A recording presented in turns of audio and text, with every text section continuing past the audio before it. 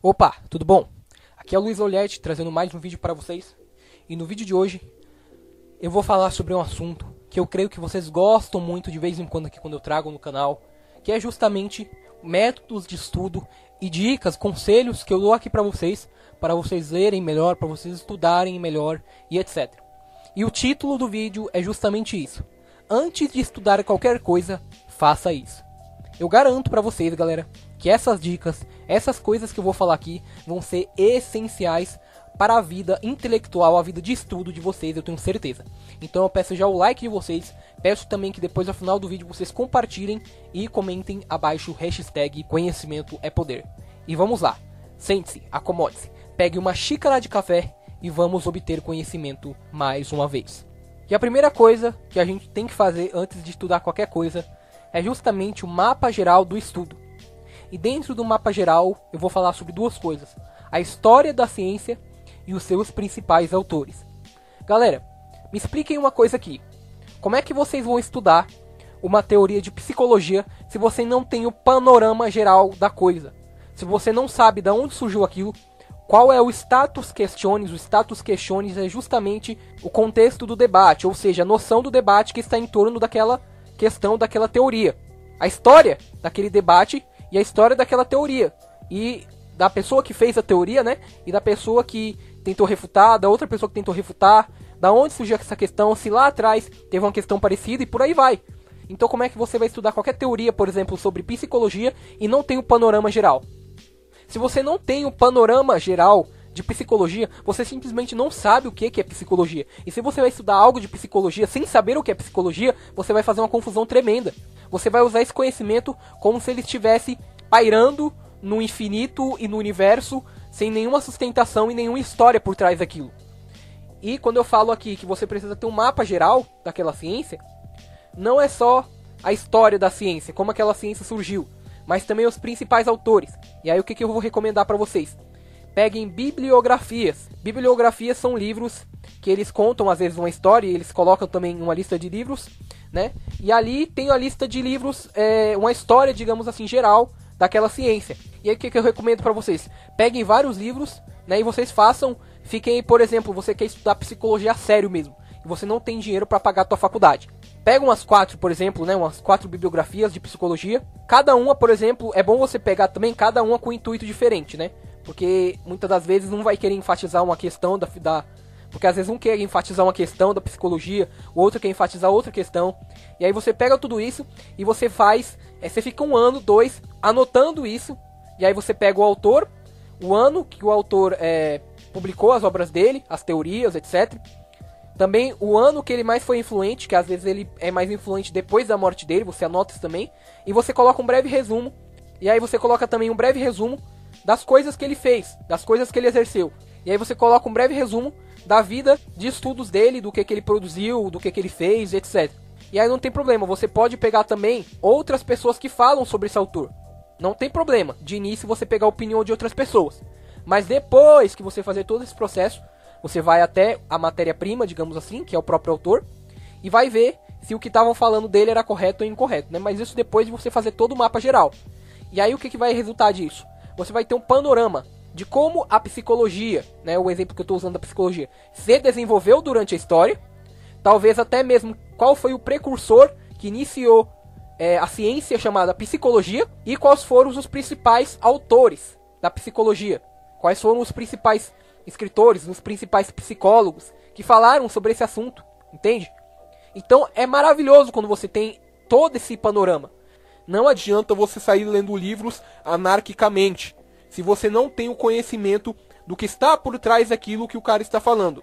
Para você entender o livro, você precisa ter entendido muitos outros livros. Essa é a realidade. Segunda coisa, ter real interesse naquilo que está sendo aprendido. O que eu mais vejo, galera, é pessoas que muitas das vezes estudam algo porque a mãe quer que o cara estude, porque o pai quer que o cara estude, ou às vezes, né, porque ele acha que tá na moda estudar isso. Vamos estudar aqui desenvolvimento pessoal, só porque tá na moda. Vamos estudar aqui psicologia, só porque tá na moda. Não, olhe para dentro de si. Olhe para as suas inclinações. Olhe para dentro de si. Olhe para o mais profundo do teu íntimo e procura aquilo que você realmente quer. não aquilo que está na moda, não aquilo que talvez você é levado. Por exemplo, acontece muito disso também. A pessoa estuda um mês um assunto e depois sai daquilo. Ela achava que tinha muito interesse naquele assunto, mas quando ela viu de verdade, era só um interesse passageiro. E aí acaba que ela aprendeu o que desse assunto? Nada, quase. Um mês estudando um assunto, vai entender o quê? Né? Um exemplo aqui, a não ser que seja um assunto pequenininho, né? Aí você pode passar um mês. Mas, por exemplo, psicologia, ou, por exemplo, história. Você vai ficar um mês estudando história, você vai saber de tudo história? Não. Né? E como eu falei, depende também da primeira dica que eu falei, que você tem um mapa geral. Então como é que você vai chegar a ter um interesse de ficar numa matéria 1, 2, 3 anos só naquilo, se você não tem amor por aquilo? Como? Então fuja desses conhecimentos que você às vezes se interessa de momento, uma coisa passageira. Fuja disso. Vá para aquilo que você quer dedicar a sua vida e que você quer colocar longos anos da sua vida dedicado àquilo. Vá atrás daquilo que realmente te interessa e realmente daquilo que você quer para sua vida. Terceiro, buscar a verdade, mesmo que a opinião pública sobre o assunto coloque como unânime sua conclusão. Vamos lá, galera. Isso aqui é uma coisa muito interessante e que, se vocês se aprofundarem mesmo em alguma ciência, vocês vão ver, por exemplo, autores de séculos atrás que falavam totalmente o inverso do que é falado hoje. E aí o senhor espertalhão vai ouvir e vai pensar, ah, não, mas tá tudo certo porque hoje as pessoas são mais inteligentes. Quem disse que as pessoas são mais inteligentes hoje em dia? Quem disse que o carinha lá de trás, quem disse que no decorrer da caminhada do ser humano, uma mentira não se instaurou e acabou sendo anulada a verdade que o cara falou lá atrás? Então preste muita atenção nisso. Quando você ver algo nos livros que você está estudando, quando você descobrir uma coisa que realmente é uma verdade muito patente, muito evidente na sua frente, mas que hoje em dia é negada, prefira ficar com a verdade a que a opinião atual. Sem dúvidas, faça isso, não tenha medo. Mesmo que o cara, não, porque fulano na faculdade de Beltrano falou isso e aquilo. Não, fique com a verdade. Fique com aquilo que é real. Mesmo que tenha falado lá atrás, lá séculos atrás, fique com aquilo que é verdade. Né? Hoje em dia tem muito disso. Não, porque hoje nós somos mais inteligentes, nós somos modernos, nós evoluímos da barbárie passada. Não é bem assim, galera. Não é bem assim. E eu até tenho uma opinião totalmente avessa a isso e totalmente inversa. Mas eu não vou me aprofundar nessa questão. Preste bem atenção. A verdade, ela é atemporal. Ou seja, você pode estar no século I e no século XII, no século XXI, a verdade será a mesma. Não tem como você pegar a verdade e transformá-la em mentira só porque você está no século atual e vice-versa. Ou porque você está lá no século passado. Não tem como. A verdade, ela continua sendo verdade por mais que digam uma mentira, por mais que digam o contrário. E mesmo que, sei lá, mano, 90% da humanidade, 99% da humanidade diga algo contrário à verdade, acredite na verdade. Acredite na verdade, ponto final. Não troque a verdade por um prestígio, por exemplo, social ou acadêmico que você tenha. Não faça isso. Isso também me fez lembrar de outra coisa. Sertin Langes, ele diz no livro dele, A Vida Intelectual, que independentemente se a verdade veio de Spinoza, de Descartes, de Aristóteles, de Platão ou de quem quer que seja, independentemente se você discorda com o cara ou não em outras questões, se uma verdade dele, se uma coisa, aliás, que ele falou é verdade, concorde com aquilo, absorva aquilo, não tenha medo, porque fulano falou que é verdade, mas ele é mentiroso em outras coisas. Preste atenção só na verdade que ele está falando. Tudo bem você acreditar, né, que ele falou outras mentiras, mas se ele falou uma verdade ali, às vezes acontece isso também, ó. Você gosta de um autor e aí você gosta de outro, aliás, você odeia outro autor, você odeia outro intelectual. Mas você vai ver que em uma questão ambos eles concordam. Ou seja, se há uma coisa ali, né, não necessariamente quer dizer que seja verdade, mas se você ver que é verdade, ok? Se tem uma questão lá que você vê que é verdade e que ambos intelectuais, tanto um que tu odeia, tanto um que tu gosta, estão corretos, fique com a verdade. Às vezes também acontece de um cara que a gente odeia, que a gente não gosta, que a gente não vai muito com a cara por não concordar com a política dele, por não concordar com a ideologia dele, mas ele fala uma verdade patente na tua cara, e aí você vai fazer o quê? Você, não, porque ele é, sei lá, é comunista, ele é, ou se não, pode ser também, ele é fascista. Tem dos dois lados, ok, galera? Acontece dos dois lados. Não, galera, não faça isso. Busque a verdade independente de quem quer que seja que esteja falando.